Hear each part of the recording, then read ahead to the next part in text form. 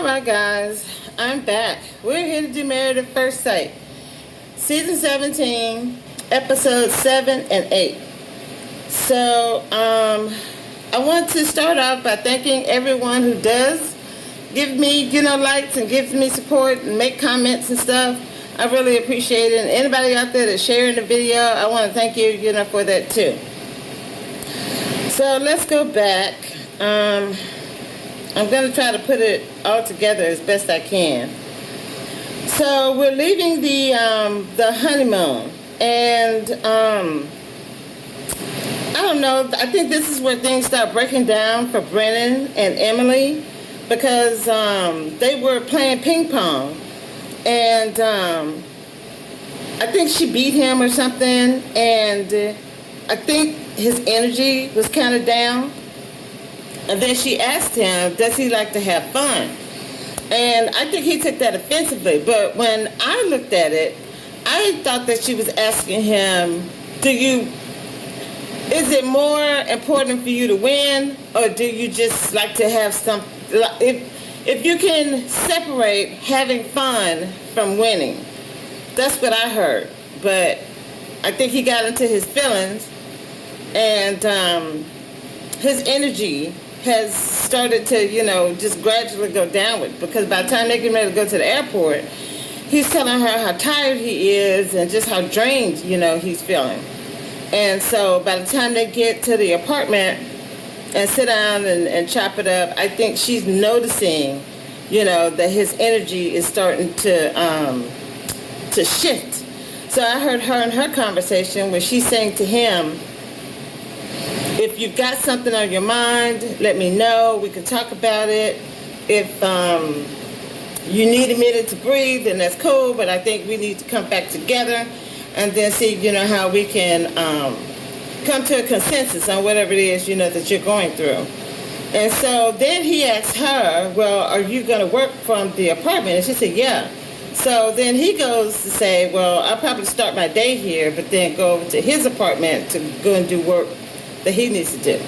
And then he moved to, well, let's just take a couple of days to kind of breathe and then come back and see where we're going to move in together. And then I think that's when she was like really blindsided. She was like, wait a minute, I just told you that if you got something going on, that I would rather talk about it now than later.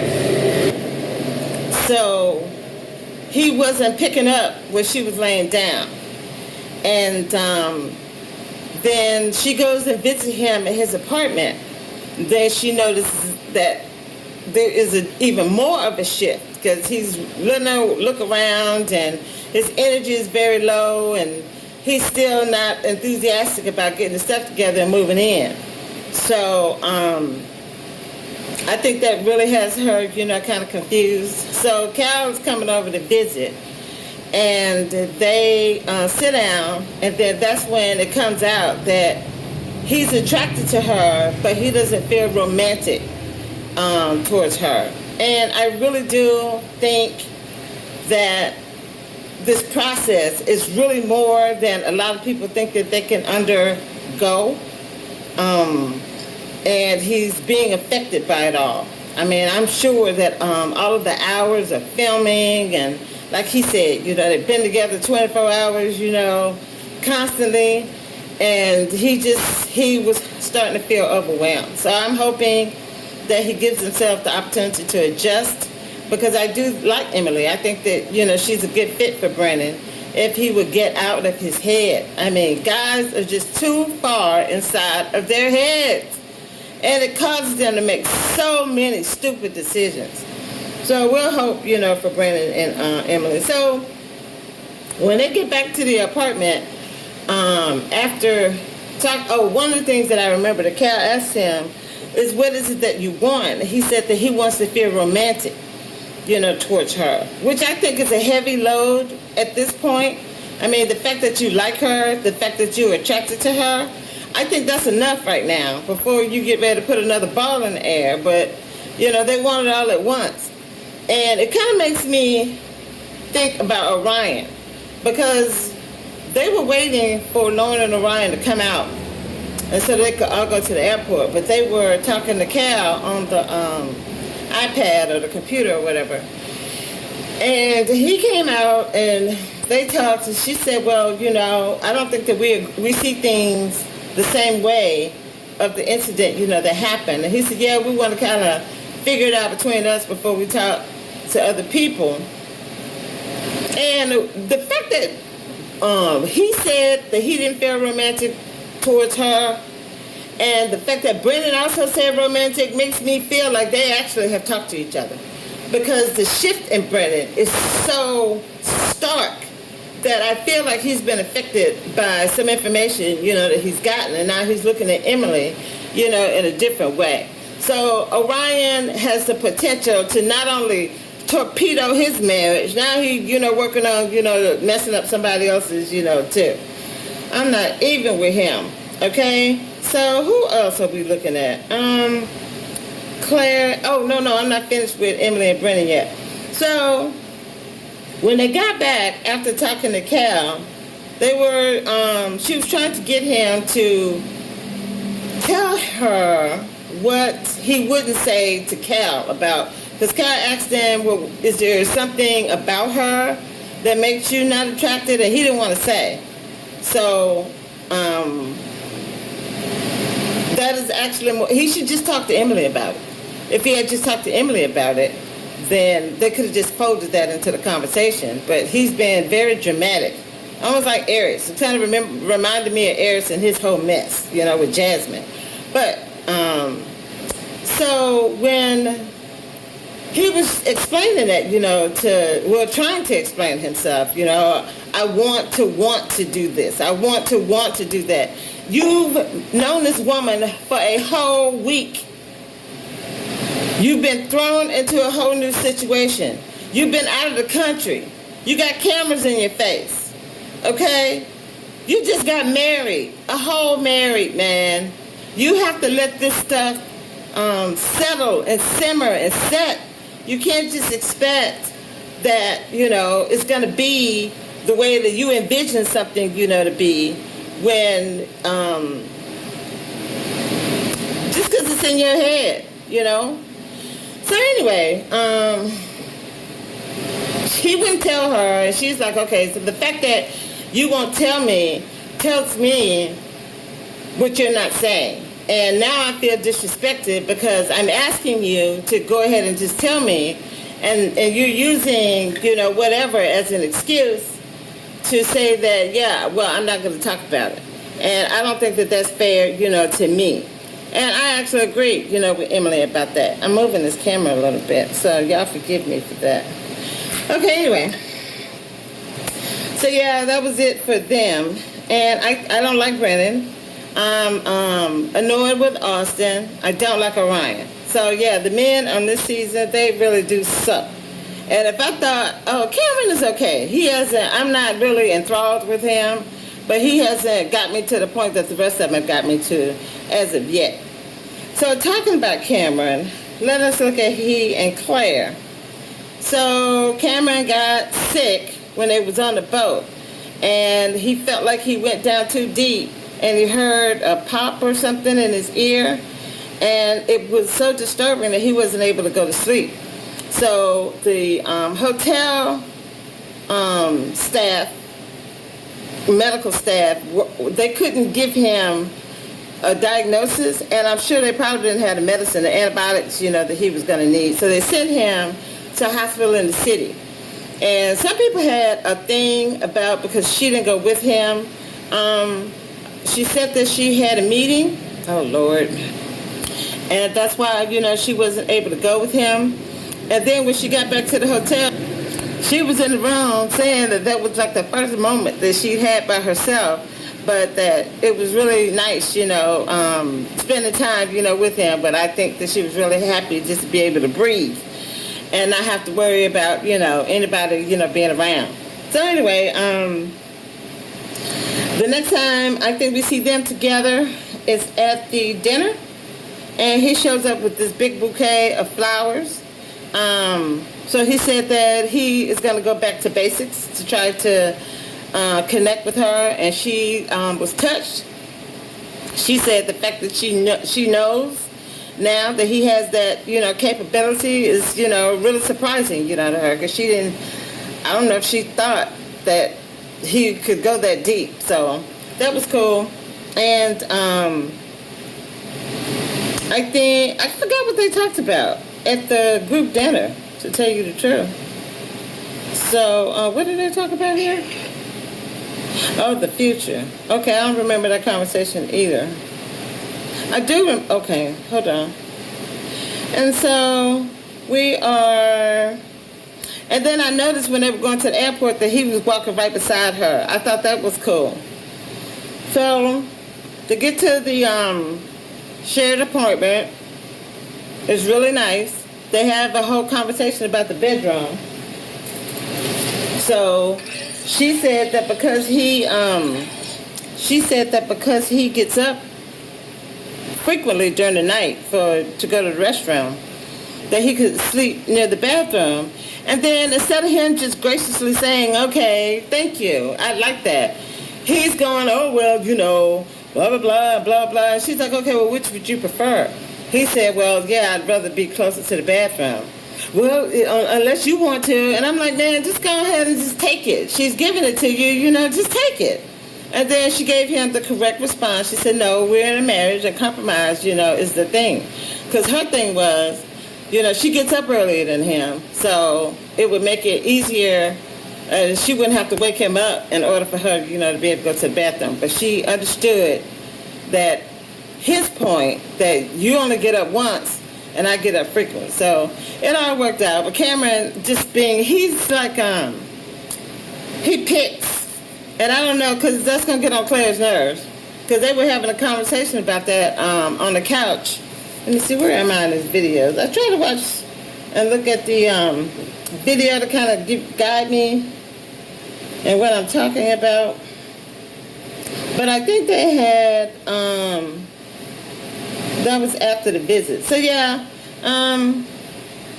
she visited his house and he visited hers. And during these times, they talked about religion. So she's a Catholic and he is not. I don't remember if he's an atheist, or not, but he's not religious. And he said he got kicked out of the church. And I can actually believe that. A lot of Christians don't read the Bible, okay? Because if you go and you look in the Gospels, you'll see people that's getting kicked out of the synagogue because they decided to go and believe Jesus instead of believing the stuff that they had been taught in synagogue. And so if you go and you look at the blind man, I want to say it's in John, he gave him his sight. And the Pharisees and them found out about it. And they was like, okay, what's going on with you? How is it that you're able to see now? And he said, yeah, well, I met this dude, and he, put the salve over my eyes, and then he was like, go wash it off, and hey, I got my vision. And I was like, okay, wait a minute. Look, we need to verify that this is you. So they went and got his mom and daddy, and they were like, is this your son? And they was like, yeah, that's our son. And he said, okay, well, what's going on with him? Why is he able to see now when he was blind? They was like, look, they were scared. It's in the book. You go look at it. It said that they were scared to answer because they didn't want to get kicked out of the church, out of the synagogue. So they told him, well, he grown, ask him. Why are you asking me? I don't know. I wasn't there when he got to say. He was. So then they asked him again, and he was like, okay, I already told you the answer. And then I think he repeated it, and then they didn't like the way he said it, and they kicked him out. There were people that were getting kicked out because people don't like to hear the truth. They hate it. I mean, it's not the most pleasant thing to hear, even when you can absorb it. It stings. So when you really don't want to hear it, it's like you get punched in the face. It's not a sting, it's a punch. And that's, what I heard when Cameron was saying that he said something that needed to be said and got kicked out of the church. So, yeah, I really am kind of impressed with the people on this show about their religious beliefs. I like Becca, and I like Emily. Orion and Lauren didn't even really get a chance to talk about religion. They got to race And that blew up their relationship. So I think even if they had gotten past the race part, the religion actually might have just blown them out of the water. But who else? Becca and Austin. I wasn't too impressed with Austin. He's like, I think he calls himself a typical Christian. And that really makes me scared for Becca, because she was saying to Cal when he came and visited, I'm hopping all over the place, y'all, I apologize. Because she was saying to Cal that she hasn't met a Christian that wants to change her mind about believing in Jesus. And he said, Becca, meet Austin.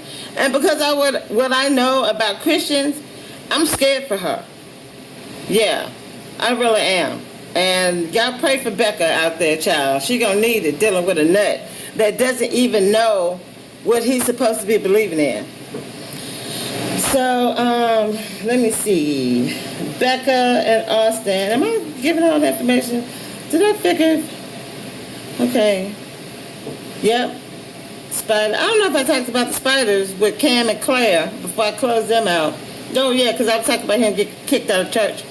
So, when she visited his house, they found out that they both like rice cakes, and she was like, oh, you could do it with some almond butter.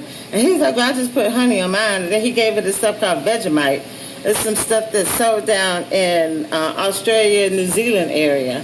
And I'm really glad to know about it. So if somebody offers it to me, I can really think about whether or not I actually want to try it. So, the communication, I have communication down here.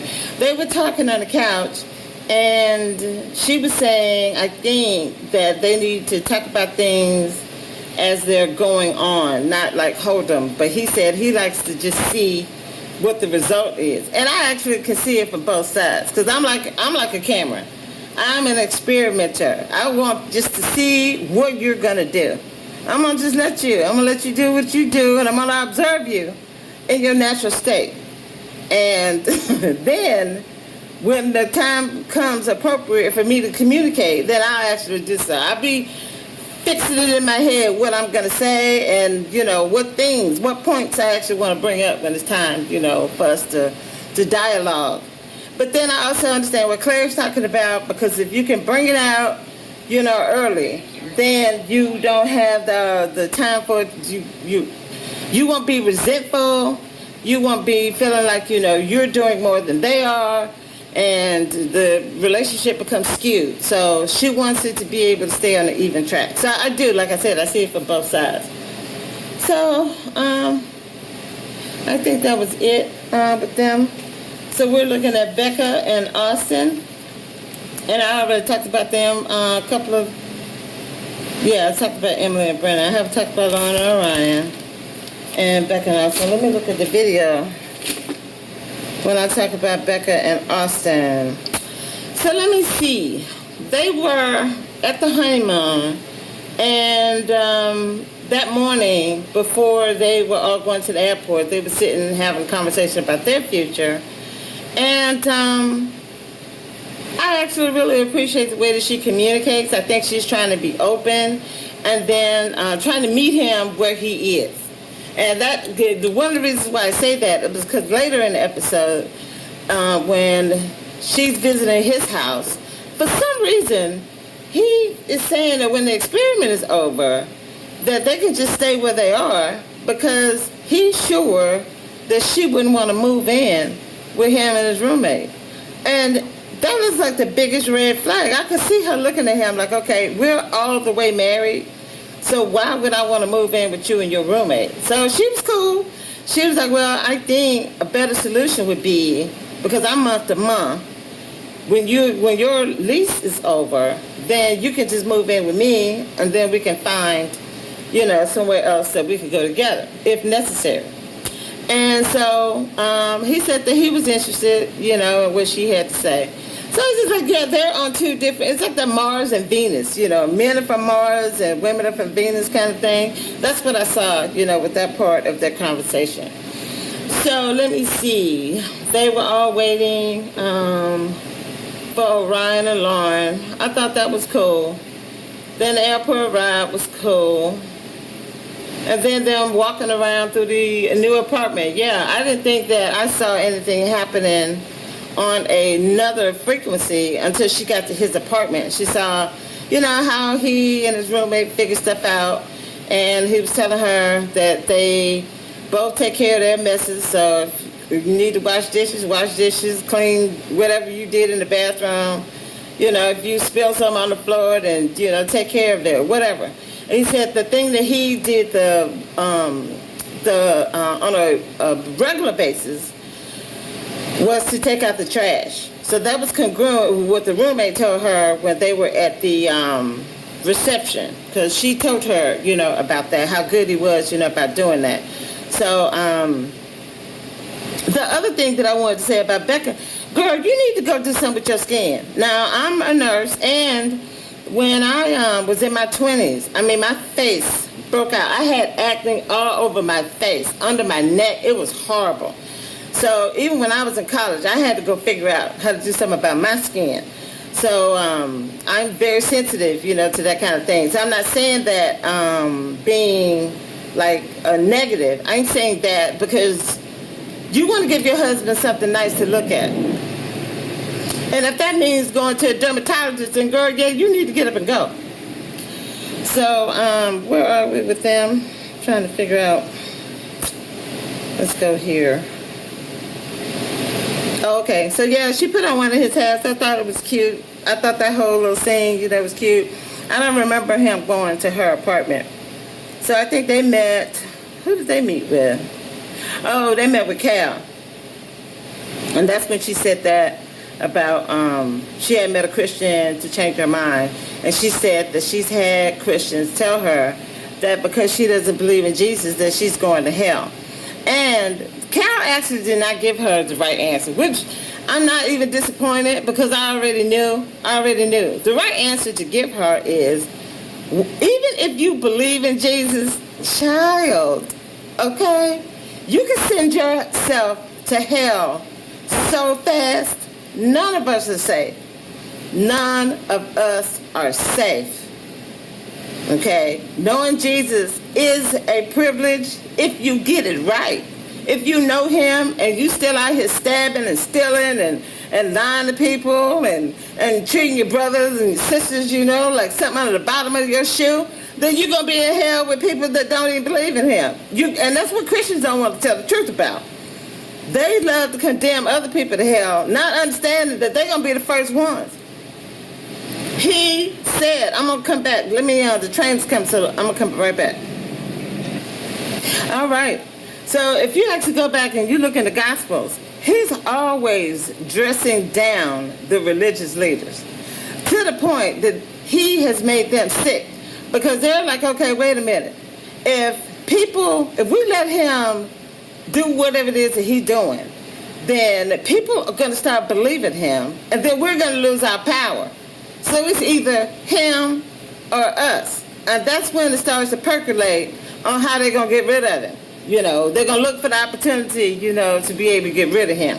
But he is always in their face about it. And one of those times is in Matthew 23. And he says, it's Matthew 23 and it's verse 15. He says, woe unto you, scribes and Pharisees, hypocrites, for ye compass sea and land to make one proselyte.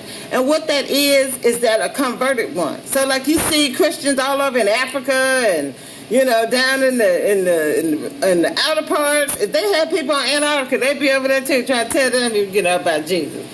So that's what that is saying. So for ye compass sea and land to make one proselyte, and when he is made, ye make him twofold more the child of hell than yourselves. And that's because they lie to you all the time. They tell you so many lies that you have to figure out is a lie. And that is one thing that pisses me off, okay? If you let me figure out that you are about subterfuge and I have done nothing but give you, the best part, of me, so that has the potential to turn me into something else. And that's why I actually need Jesus, because I would be one of the meanest, low-down, crookedest jokers out here. I don't know if I, have divulged that part, but In my other video, I've given my testimony about where I was, child. I'm talking about vigilante ready. I'm ready to strap it on and do some Black Panther stuff up in here. The stuff they was accusing Black Panthers of doing. That's what I was ready to, to go do against this country. But I digress. But yeah, so that's where that is. And so that was the answer for him to give her, and not just center on love.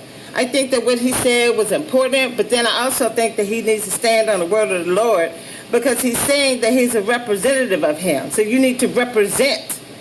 And he can do that. You can still talk to secular people and, be and stand, on what he said, at the same time. So anyway, let me go back to my video. Thank you for anybody who stayed with me on that rant. I appreciate y'all. Okay, so back on what I was saying, I thought that was cute when she was saying that, because she said that she has Christian friends, that would say that to her, and it would hurt her feelings. And Christians can be very mean in communication. And my superpower, I can actually get back with them. Yeah, they have been in my face, and made me feel a lot of times the way that Becca was saying that she felt. The difference between me and her is that I know how to get back with them, and she hadn't figured that out yet.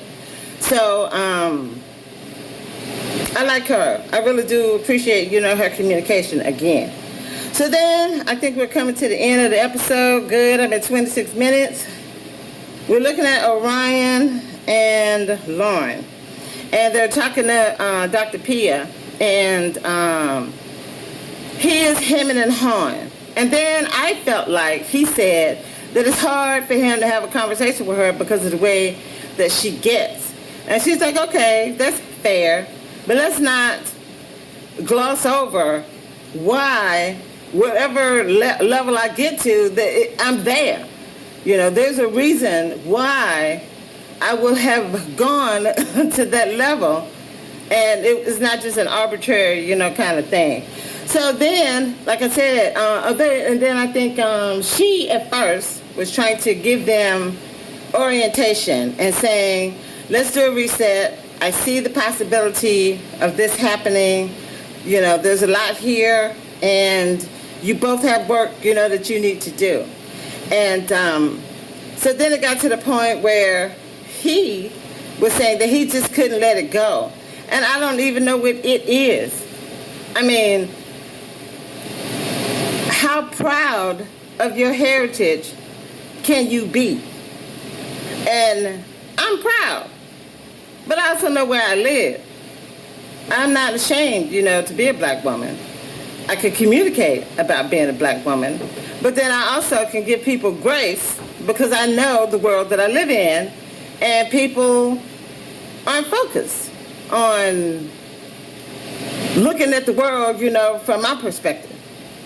And so I make allowances, for that. And if I need, I have the conversation that's appropriate, for whatever situation it is that, I'm dealing with. And I don't think Orion was skilled in that. I think for some reason he's gotten cold feet. I do think that he was bothered that she started this process and then turned around and went and slept with somebody. That was a big no-no, Lauren. I still think that he should have been able to forgive you, for that, and, start at another level. But that is no. Because once you start this process, you're saying that you need this process in order for you to be able to get what you want out of life. Everything that you had done before did not work for you. So now you're taking yourself off of the market, allowing this to go through from the time that you contact them until they contact you and tell you whether or not you're going to be on the show. That's the process. Okay, it's like a tractor beam. Once you start it, it's just supposed to pull you in until you get to the end of 8 weeks, or until you get to the end when they call you and say that you're not selected. There you go. So Orion is putting 20 on 10, and at this point, he's saying that he doesn't have any romantic feelings. He doesn't want to have any romantic feelings. he's done. Because he was hemming and hawing, and she was like, well, if you just don't want to be with me, then just say that. And then Pia asked him, did he want to, was this decision day, or is he going to continue to try? And then he said that he wanted to leave the marriage. And they're still doubling down on that he thinks that he made the right decision. Woo! Very, very frustrating. So, yeah, that's it for me on this. I appreciate your patience and waiting on me to do this review. And like I promised, as long as I can, I hope to finish, the season. I intend to finish the season. And I really do hope, to be able to get some support from you guys. I have a real thing about what I'm looking at for Handmaid's Tale, because I see the consolidation that's happening in the world. Fascism is rising, and it's coming together. It's almost like a puzzle, and I can see the pieces, like I can just see it. And this new thing that's happening with Israel, I mean, y'all are looking, people who just don't want to pay attention to it, yeah, you're going to be the most surprised, because it looks like Israel is controlling our foreign policy. And as a veteran who understands, the parts of the Constitution that say that we're not supposed to be entangled with foreign governments, like that, they have made it so that when you think about Israel, you actually do think it's synonymous with our country. They are a foreign government. And it's really kind of incredible, because I remember when people were jumping up and down about Barack Obama not being a naturalized citizen because they thought that he might be disloyal to the country. Well, when you sit up and you're more loyal to a foreign government than you are to the people who put you in office, then you're doing the same thing that you was accusing Barack Obama of potentially doing. And this is the level of hypocrisy, that I'm tired of. And I am going to continue to put this information down there. I'm going to continue to speak out about what I see happening, over in Gaza and in the West Bank, because Hamas is not in the West Bank. And those people, again, are over there terrorizing those people and taking their property and killing them and putting them in jail. That's the kind of stuff that white people used to do to black people, okay, in this country during Jim Crow. And low-key, they use their business practices to still kind of do that, stuff. If I find that video of what I'm talking about, I'll put it, down there. So, yeah, man, we're in trouble. And I know that you guys like to be entertained. I know you think I don't like to have fun, but I love to have fun. I love it.